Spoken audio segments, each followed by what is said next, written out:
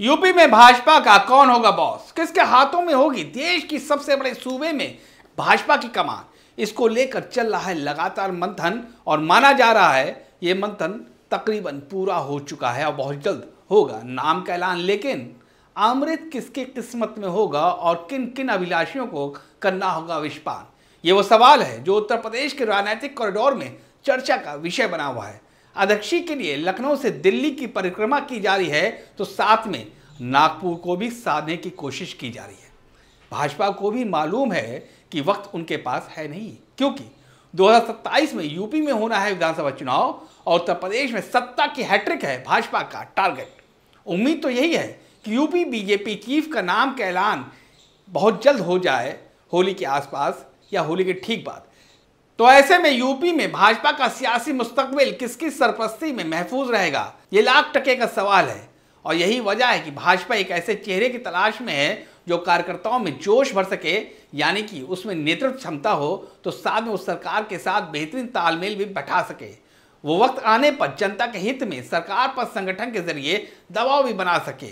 नमस्कार, आप देखना शुरू कर चुके हैं समा लाइव और मैं हूं खुर्रम जामी और हम समझेंगे कि भारतीय जनता पार्टी को अपने नए प्रदेश अध्यक्ष उत्तर प्रदेश में तलाशने की कवायद किस स्तर पर पहुंच चुकी है और कितनी जल्द यह ऐलान हो सकता है। माना जा रहा है कि भारतीय जनता पार्टी एक ऐसे चेहरे की तलाश में है जो कार्यकर्ताओं में जोश भर सके, यानी कि उसमें नेतृत्व क्षमता हो तो साथ में वो सरकार के साथ बेहतर तालमेल भी बैठा सके। वो वक्त आने पर जनता के हित में सरकार पर संगठन के जरिए दबाव भी बना सके। पार्टी का मानना है कि नया प्रदेश अध्यक्ष लक्ष्मीकांत वाजपेयी जैसी एग्रेसिव और केशव जैसे नेतृत्व क्षमता का कॉम्बो हो तो जमीनी हकीकत से रूबरू भी हो। भाजपा की सियासी ताकत यूपी में लगातार कम हो रही है। 2017 में जहां भाजपा ने 403 में से 255 सीटों पर जीत हासिल की थी, 2022 में भाजपा एक बार फिर सत्ता में लौटी तो जरूर, लेकिन 58 सीटों के नुकसान पर। 1985 के बाद यह पहली बार हुआ जब कोई सरकार अगला 5 साल का कार्यकाल पूरा करके दोबारा पूर्ण बहुमत के साथ सत्ता में लौटी। यही हाल भाजपा का लोकसभा चुनाव में भी हुआ। 2014 में भाजपा ने 80 में से 71 सीटें जीती तो 2019 में भाजपा यूपी में 62 सीटों पर ही जीत का परचम फहरा सकी। लेकिन 2024 में भाजपा को यूपी में बड़ी हार का सामना करना पड़ा। 80 में महज 36 सीटों से ही भाजपा को संतोष करना पड़ा। ये आंकड़े बताते हैं कि उत्तर प्रदेश में भाजपा भले ही सरकार बनाने में कामयाब होती रही हो, लेकिन उसकी सीटें लगातार कम हो रही हैं। यानी संगठन की कमान एक ऐसे शख्स के हाथों में हो जो सरकार के कसीदे पढ़ने की जगह उनको आईना भी दिखाए। भाजपा संगठन में एक धड़ा है जिसका मानना है कि पिछले 3 टर्म में प्रदेश अध्यक्ष के सरकार के करीब जाने से संगठन खासा प्रभावित हुआ। तो इन हालात में भाजपा किसके हाथों में खुद को महफूज मानेगी, जातीय समीकरण को कैसे साधेगी, यह भी एक पेच है जिसके चलते भाजपा को फैसला लेने में थोड़ी देर हो रही है। अगड़ी जातियों में पकड़ और मजबूत करने की कवायद, ओबीसी वोट बैंक में सेंधमारी और दलित वोट बैंक में पैठ बनाने की रणनीति पर भी मंथन हुआ। बीजेपी के राष्ट्रीय महामंत्री और प्रदेश अध्यक्ष के चुनाव के लिए पर्यवेक्षक बनाए गए विनोद तावड़े लखनऊ में इस बाबत लगातार रायशुमारी भी कर रहे हैं। तावड़े सीएम योगी आदित्यनाथ और उप मुख्यमंत्री केशव प्रसाद मौर्य से उनके आवास पर भी मिले, अलग अलग मुलाकात की। तो वो जल शक्ति मंत्री स्वतंत्र देव सिंह से भाजपा के प्रदेश कार्यालय में भी मुलाकात की। तावड़े की प्रदेश अध्यक्ष भूपेंद्र चौधरी और संगठन महामंत्री धर्मपाल से भी अलग अलग मुलाकातें हुई हैं। ये इसलिए बताना जरूरी है कि आप समझ सके कि भारतीय जनता पार्टी प्रदेश अध्यक्ष की नियुक्ति के लिए कितनी कोशिशें कर रही है। विनोद तावड़े रायशुमारी भी 2027 में होने वाले विधानसभा चुनाव के मद्देनजर भी कर रहे हैं। विनोद तावड़े की सीएम व डिप्टी सीएम समेत अन्य नेताओं की मुलाकात को इसी से जोड़कर देखा जा रहा है। माना जा रहा है कि तावड़े ने इस मुलाकात में अध्यक्ष पद के संभावित कुछ चेहरों के नाम पर भी रायशुमारी की थी। वैसे तो बीजेपी का फैसला चौंकाने वाला होता है। हाल के दिनों में ये देखा भी गया है। वसुंधरा राजे से बेहतर कौन इसको समझ सकता है। तो मध्य प्रदेश और दिल्ली में सीएम का चयन भी इसकी एक मिसाल है। यूपी की बात करें तो बनवारी लाल वर्मा और बाबूराम निषाद इस रेस में सबसे आगे माने जा सकते हैं। बीएल वर्मा पश्चिमी यूपी में ओबीसी लोधी समुदाय के बीच एक बड़े नेता है। वर्मा ब्रज क्षेत्र के पूर्व अध्यक्ष भी रहे। पूर्व सीएम कल्याण सिंह के करीबियों में भी उनका नाम शुमार होता रहा है। राज्यसभा सदस्य, उपभोक्ता मामले, खाद्य और सार्वजनिक वितरण मंत्रालय में केंद्रीय राज्य मंत्री हैं। इसके साथ ही पिछले सरकार में भी ये केंद्रीय राज्य मंत्री रह चुके हैं, जिसमें इन्हें सहकारिता व पूर्वोत्तर विकास मंत्रालय दिया गया था। सनद रहे कि अमित शाह सहकारिता विभाग के कैबिनेट मंत्री रह चुके हैं, इसलिए वर्मा उनके करीब रहकर काम करते रहे हैं और माना जा रहा है कि वो अमित शाह के करीबी भी हैं इसी वजह से। तो दूसरा नाम बाबूराम निषाद का है।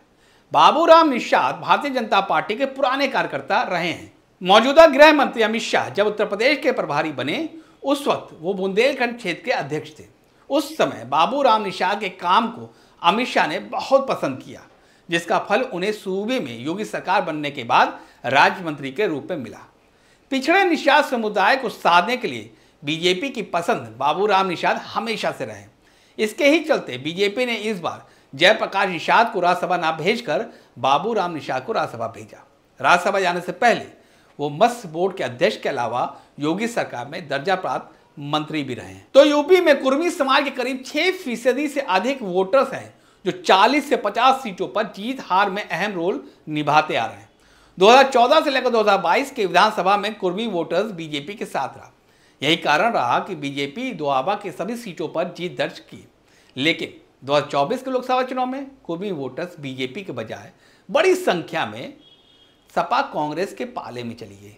इसी के चलते कुर्मी समाज से आने वाले स्वतंत्र सिंह दोबारा प्रदेश अध्यक्ष बनने के लिए दिल्ली का फेरा लगा रहे हैं।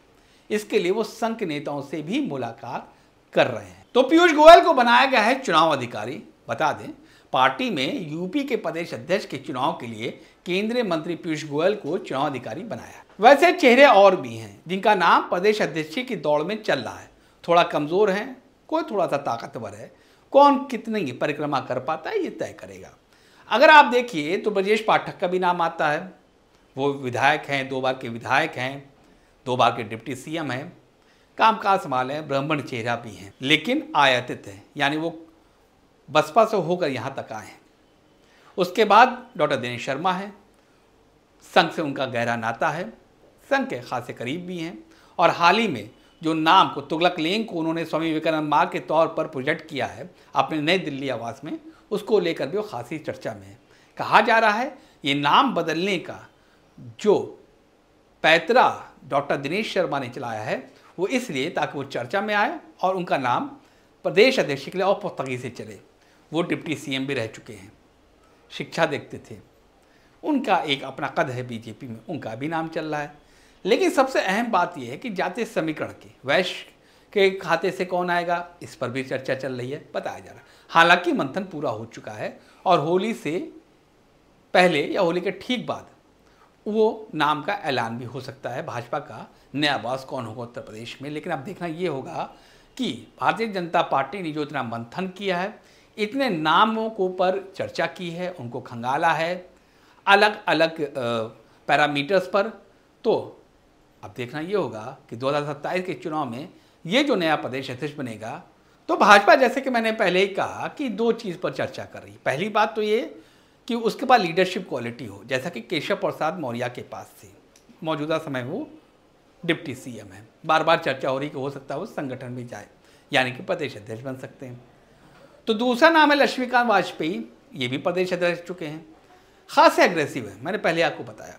तो इसका कॉम्बो होना चाहिए, ऐसा मानना है इस वक्त आला कमान को भाजपा के। तो अब तो वक्त ही बताएगा कि ऐसा कॉम्बो आता है या फिर जातीय समीकरण के साथ वो ओबीसी को साधते हैं, क्योंकि ओबीसी वोट बैंक मतलब पीडीए, यानी कि पीडीए को काट के लिए एक ओबीसी का भी शख्स, ओबीसी चेहरा इस बार प्रदेश अध्यक्ष की कुर्सी पर बैठ सकता है, 2027 में चुनाव में लीड कर सकता है। तो आज के लिए बस इतना ही। बहुत जल्द हम एक नए मुद्दे के साथ आपके सामने हाजिर होंगे। अगर आपकी कोई राय है तो हमें ज़रूर बताइए, कोई कमी है तो वो बिल्कुल बताइए, और अगर आपने अभी तक हमको सब्सक्राइब नहीं किया है, यानी संवाद लाइव को सब्सक्राइब नहीं किया है, तो भैया कर लीजिए, क्योंकि हमारी ताकत आप ही हैं। और साथ ही ये भी हम आपसे समझने की कोशिश करेंगे कि आप और क्या क्या किन किन मुद्दों को देखना चाहते हैं आपके इस चैनल पर। तो तब तक के लिए दीजिए इजाज़त, नमस्कार।